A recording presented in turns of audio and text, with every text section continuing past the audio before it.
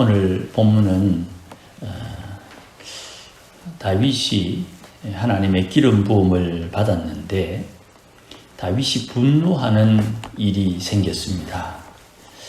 이것을 통해서 하나님의 기름 부음 받은 사람들이 분노하게 될 때 이 일을 어떻게 처리하는가, 또 그 분노는 정당한가, 또 그 분노에 대한 하나님의 입장은 어떤가, 이런 것들을 살펴볼 수 있는 좋은 본문이 됩니다.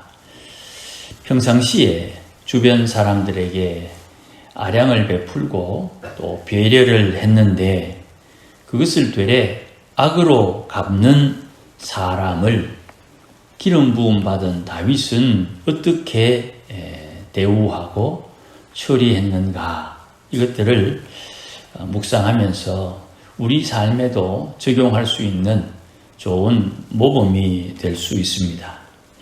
우리가 아는 대로 나발은 큰 농장을 가지고 있었고 많은 가축을 거느린 부자였습니다. 평상시에 다윗과 그의 부하들이 의도한 것은 아니지만 그 근처에 있었기 때문에 다윗의 부하들이 보초가 되어주고 또 담이 되어주었다, 그렇게 성경은 표현합니다. 그래서 나발의 종들이 다윗의 군사들이 다녀가고 난 뒤에 15절, 16절에 보면 저들 때문에 우리에게 손해가 잘 없었다, 그렇게 표현합니다.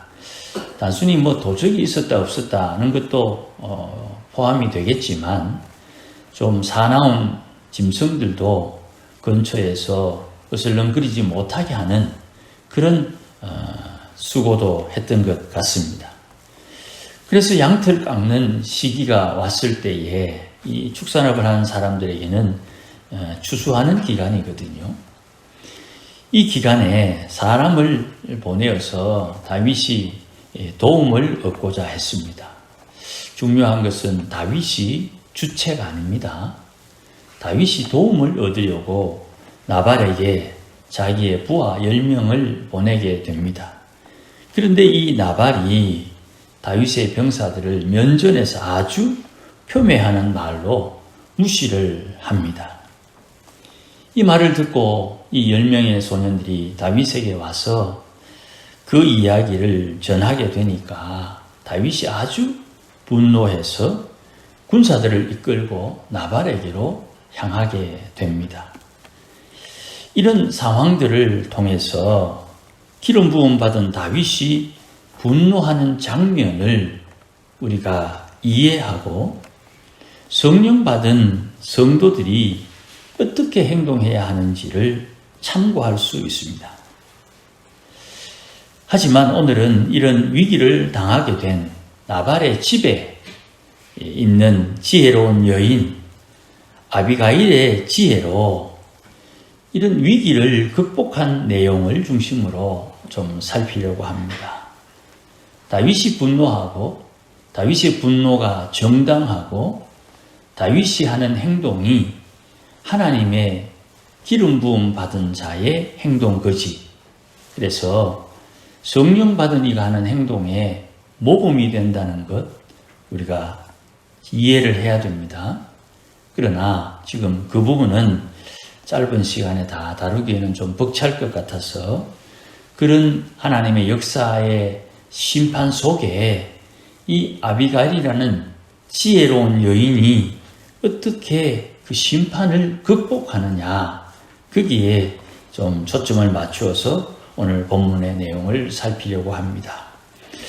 다윗이 보낸 사람들이 나발을 만나고 돌아가 있었던 일을 다윗에게 고하게 되고 그 옆에서 다윗의 소년들이 왔다 가는 그 상황을 본 종이 아비가일에게 와서 이런 일이 있었다고 귀뜸을 해 줍니다. 아비가일은 모욕당한 다윗이 어떻게 행동할지를 예측하고 그에 합당하게 처신하게 됩니다. 읽지 않았습니다만 17절 말씀에 보시면 그런즉 이제 당신은 어떻게 할지를 알아 생각하십시오. 왜냐하면 다윗이 아마 우리 주인의 온 집을 해하기로 결심했던 것 같다. 그렇게 말합니다. 이 이야기를 주인 나발에게 말할 수가 없는 분위기입니다. 왜냐하면 주인은 불량한 사람이라 말을 안 듣는 거예요. 굉장히 중요합니다. 내 영역에 지나가던 개뻑대기 같은 사람이 들어와서 이래라 저래라 말할 때 굉장히 기분 나쁘지요. 내 나와바리에 들어와서 왜 이래라 저래라 하느냐, 그런 입장이 될 수 있으니까 말입니다. 나발은 부자고 나발에게는 종이 있습니다. 그런데 나발에게 없는 것은, 나발은 군사가 없어요. 그리고 다윗의 사람들이 그냥 노동할 수 있는 노동자도 되지만 근본적으로 그들은 군사입니다. 그러니 이 군인들을 함부로 대하는 나발의 지혜 없음과, 그리고 상황이 어떻게 돌아가는지 주위에서 하는 말을 들을 귀가 없어요. 이게 중요한 거예요. 우리가 누군가에게 말을 듣는다는 것은 그 이야기를 듣고 결정은 누가 하는 겁니까? 내 주위에 있는 사람들이 내게 이야기를 해줄 때 그 이야기를 듣고 결정은 내가 하는 것입니다. 이거 놓치면 안 돼요. 저 사람이 시켜서 하는 일이 절대로 아닙니다. 저 사람이 내게 많은 도움을 줘도 그 도움의 결정은 내가 하는 것입니다. 내가 하는 이 결정은 내가 책임지는 겁니다. 저 사람이 하는 이야기를 듣고 해도 내가 결정하는 것이요, 내 책임이요. 안 해도 내가 하는 결정이요, 내 책임이라는 거예요. 그러나 주위의 상황들을 보면서 내게 유익한 것을 선택하는 것은 인지상정입니다. 누구나 다 그렇게 하는 것이에요. 그런데 이 나발은 불량한 사람이라 남이 하는 이야기를 전혀 듣지 않는다 이 말이에요. 저 사람들이 우리 주위에 이 가축들을 보호해 준 일이 있다 할지라도 내가 언제 해달라 그랬나? 내가 그거 요구를 했나? 왜 내게 와서 이 기쁜 날 나에게 도움을 요청하는가? 거꾸로 생각하면 이 기쁜 날 내게 도움이 안 되더라도 누군가를 도울 수 있는 아량이 있어야 되는데, 평상시에 도움을 입었음에도 불구하고 이 기쁜 날 욕심과 탐심으로 여유를 부리지 못하는 이 나발이 불량한 사람, 남의 말에 귀를 기울이지 않는 사람이라는 말이에요. 그러니 이렇게 무시당한 다윗의 사람들이 돌아가서 다윗에게 이야기를 하고, 다윗이 이제 칼을 차고 이 집으로 올라오고 있는 이 위기 가운데 아비가일에게 어떻게 해야 되는지 생각해서 잘 처신하라고 종이 일러줍니다. 그래서 급히 아비가일은 떡 200덩이, 포도주 2가죽부대, 요리한 양 5마리, 볶은 곡식 5포대, 금포도 100송이, 무화과 뭉치 200개를 준비해서 다윗을 만나러 다윗에게로 향하게 됩니다. 그리고 얼마 가지 않아 아비가일이 가는 길에 다가오는 다윗의 군대를 만나게 됩니다. 그리고 오늘 본문 읽었던 말씀에 급히 나귀에서 내려 아비가일이 다윗 앞에 머리를 조아리고 그에게 청하는 말이 오늘 본문의 말씀이에요. 나발을 치는 것은 다윗의 선택이지만 아비가일은 나발과 같은 하찮은 사람 때문에 하나님의 기름 부음 받은 다윗의 행적에 허물이 되지 않기를 청원하고 있어요. 이게 참 지혜로운 처신이라는 말입니다. 여러분, 하나님께서 하나님의 일을 행하실 때에 하나님의 사람들이 자기가 북치고 장구치는 것 절대 아닙니다. 대통령이 면회 면서기를 어떻게 겸직할 수 있겠습니까?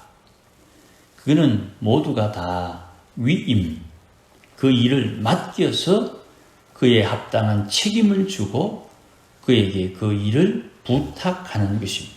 물론 이 모든 것이 다 법적인 편제에 의해서 다 조정이 되어 있습니다만은 앞에서 나설 사람과 그 일을 감당할 사람 각자에 주어진 본분이 다 다른 것이에요.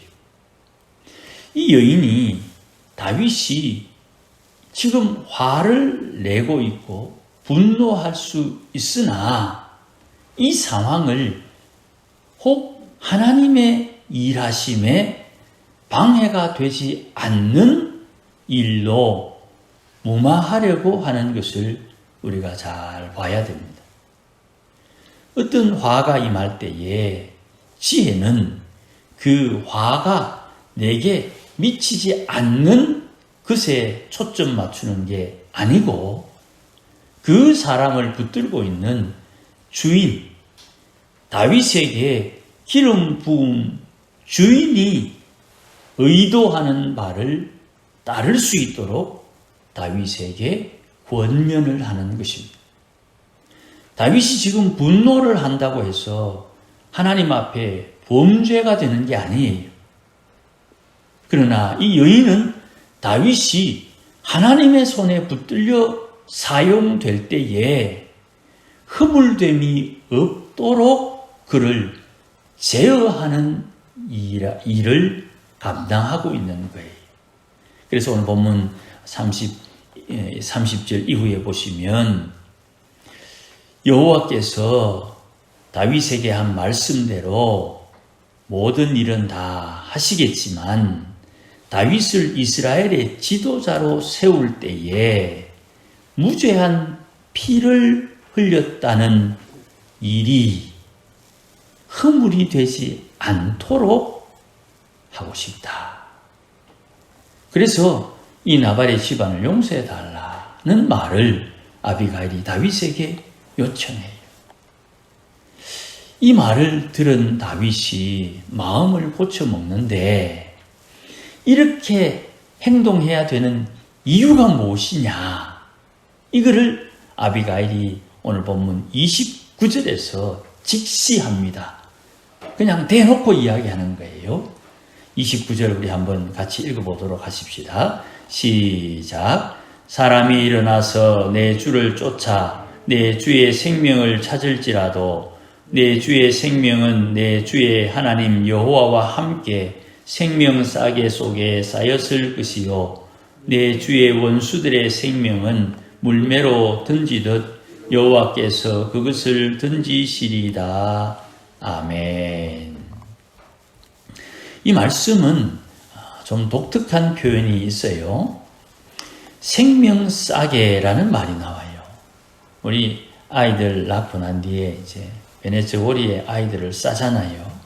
그것처럼 다윗의 생명은 하나님의 생명 싸개 속에 쌓여 있다. 이런 표현을 해요. 이 표현이 다윗의 마음을 움직이는 겁니다. 지금 다윗이 도망자잖아요. 도망 다니고 있는 이 상황에 다윗의 생명을 찾는 사울의 행동이 어떤 변덕스러운 행동이 나올지라도 하나님께서 다윗의 생명을 보호하고 있다는 것을 이 여인이 다윗에게 일러주는 거예요.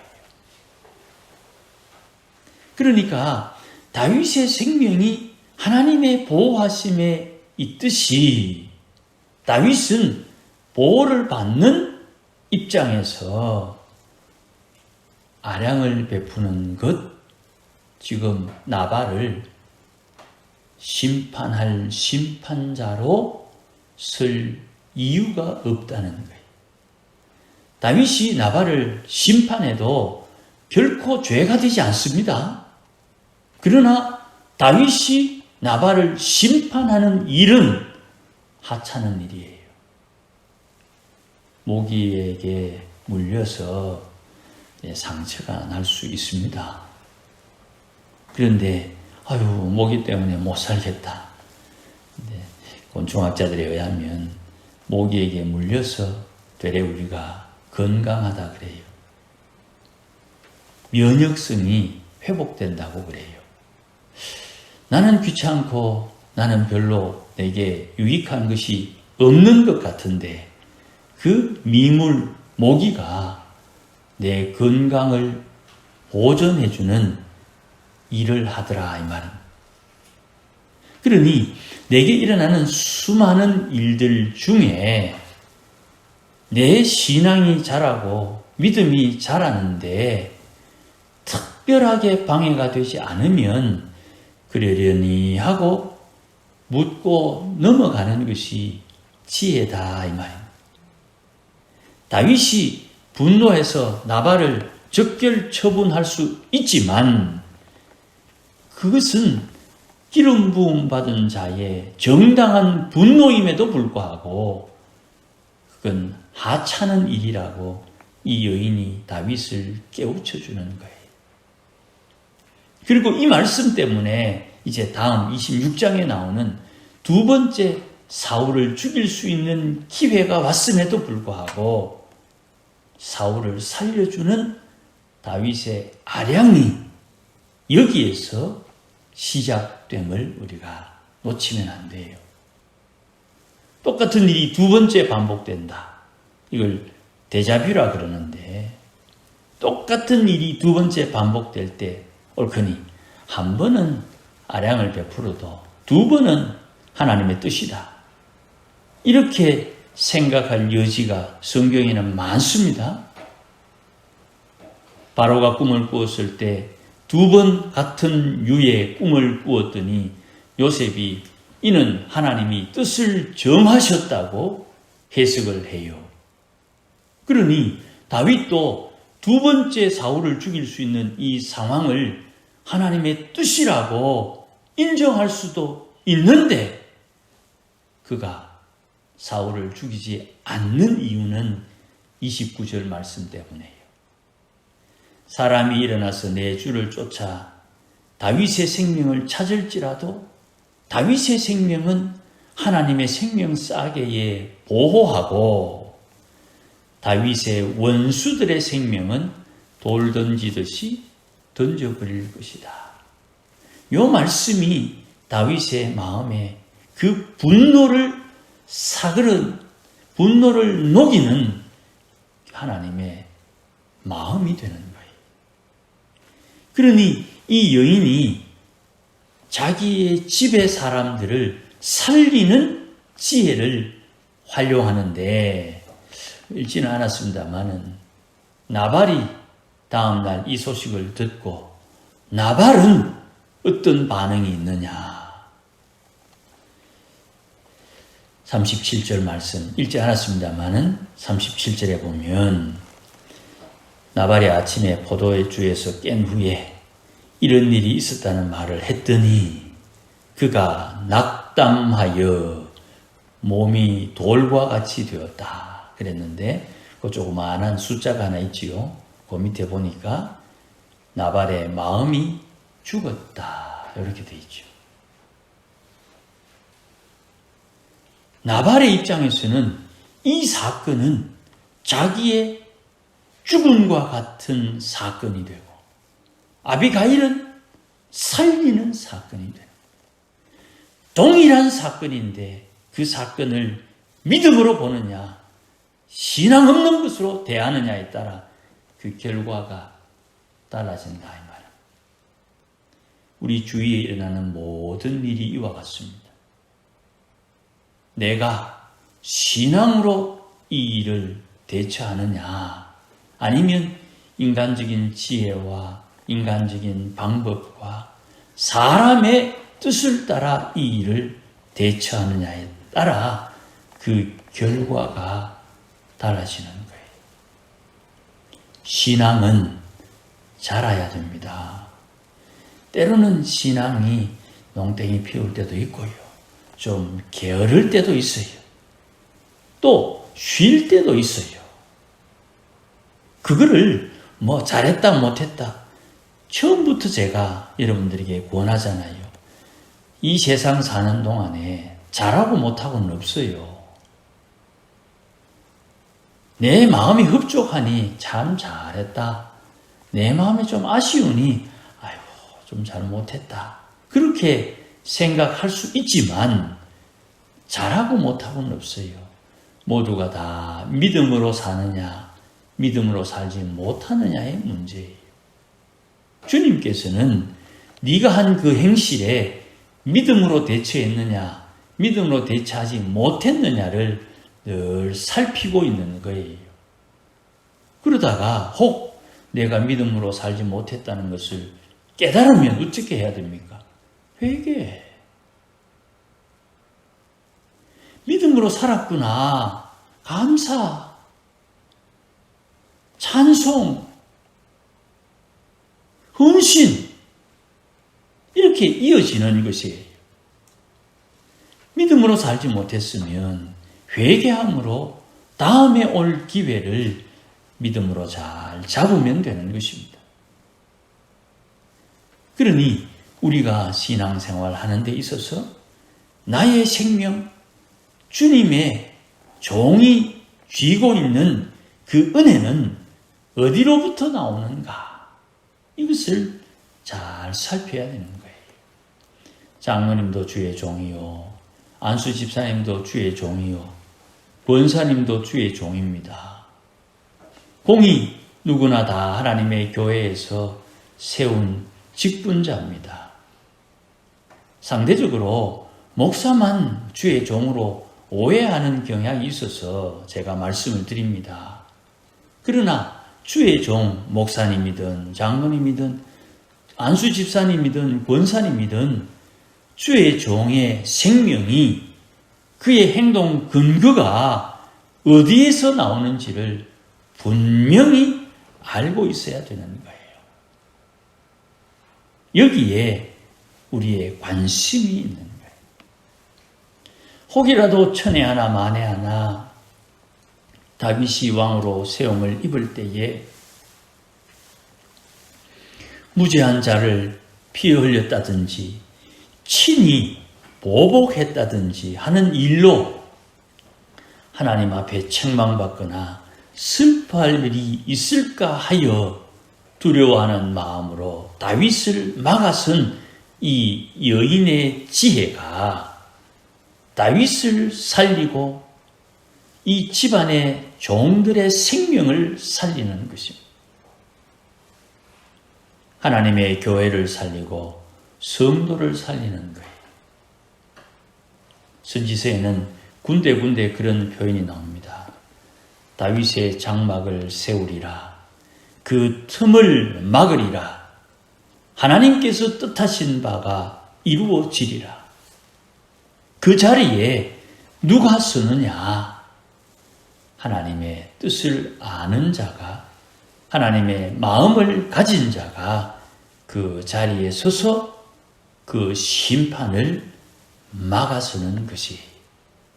이랬더니 다윗이 읽지 않았습니다마는 32절에 너를 나에게 보낸 하나님을 찬송한다 그랬어요. 이 일이 다윗에게는 하나님의 천사가 온 거예요. 하나님의 사람이 왔고 친히 하나님께서 이 여인을 데리고 자기가 하나님 앞에 허물될 일을 막았다고 이야기를 해요. 이게 얼마나 행복한 표현입니까? 하나님께서 이렇게 얽히고 슬키는 가운데 일어나는 일을 통해서 하나님의 뜻을 이루어가는 거예요. 그러니 신앙이 자라면 자랄수록 입을 다물어야 돼요. 불평과 불만보다 하나님 앞에 근신하는 것이 우리에게 필요합니다. 목사님, 한 10년 당해보이소. 근신이 어디 있습니까? 그죠? 한 10년 당하고 나면 참 괴로울 거예요. 한 10년 저도 당해보니까 쉽지는 않습니다. 그러나 하나님께서 그 인내하는 것을 보며 진짜 내게 듣고 싶은 말이 있는 것 같더라고요. 하나님, 주의 은혜가 내게 족합니다. 이 말을 듣고 싶어 하는 것. 지금 제가 다윗을 설교하면서 300장 계속 반복해서 부르는 이유가요.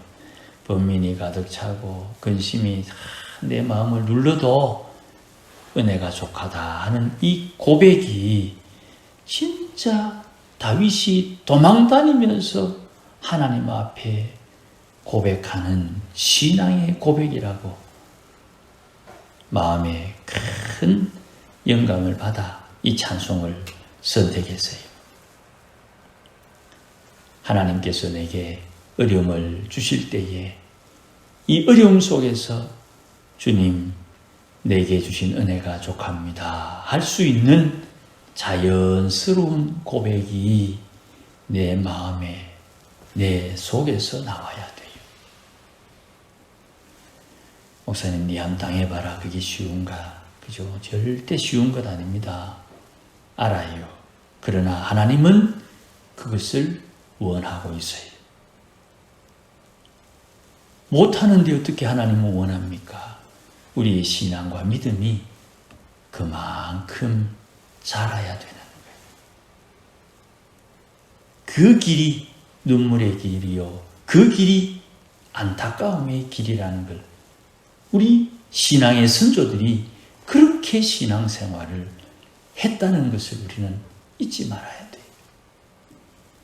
주의 교회가 어려움을 당할 때에 우리 옛날의 선조들 하나님 앞에 기도하면서 그 일이 마치 나의 일인 양 하나님 앞에 금식하고 기도하며 그 일을 감당했어요. 입은 열지 않았으나 하나님을 향해서 마음을 쏟으며 그 일들을 감당했다 이 말입니다. 이런 신앙을 배워야 되고 이런 신앙이 우리에게 장착되어야 돼요. 마치 옷을 입듯이 허리에 권총을 차듯이 이런 신앙이 우리에게 주어져야 되는 것이. 아무쪼록 다윗이 이 분노하는 이 상황에서 이 분노를 잠재우고 하나님 편에 다시 설 수 있게 하는 이 여인을 우리가 잊지 않아야 됩니다. 우리도 그런 삶을 살 수 있도록 애를 써야 되는 것입니다. 아무쪼록 오늘도 주의 음성을 듣고 주님께서 기뻐하는 바를 깨달아 하나님을 기쁘시게 하는 우리 모두가 되시기를 주의 이름으로 축복합니다. 기도하십시다. 하나님 아버지, 우리가 아비가일을 기억하고 이 여인을 칭송하는 것은 이 여인이 다윗의 귀한 신앙을 지켜줬고 다윗을 하나님 앞에 허물진 자가 되지 않도록 지켜주셨으니 우리가 이 여인을 기억합니다. 오늘도 주의 성령님 우리와 함께 하소서.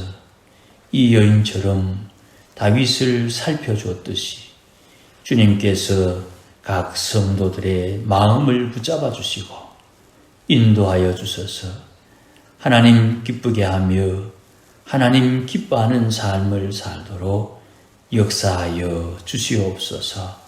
우리 각자가 처한 상황과 형편은 모두가 다 다르겠지만 오늘도 주의 백성들, 하나님을 사랑하고 주를 섬기는 주의 백성들이 마땅히 해야 할 바를 행하고 기뻐하는 일을 감당할 수 있도록 은혜 위에 은혜 다하여 주시옵소서. 예수님의 이름으로 기도하옵나이다. 아멘. 이제는 우리 주 예수 그리스도의 크신 은혜와 하나님 아버지의 극진하신 사랑과 성령님의 감화 감동 충만하신 은사가 오늘도 주의 뜻을 헤아리며 주님 기뻐하는 일을 따라 하나님을 기쁘시게 하며 살기를 소원하고 다짐하는 모든 믿음의 권속들 심령 위에, 가정 위에, 우리 교회 위에 이제로 영원토록 함께 계실지어다. 아멘.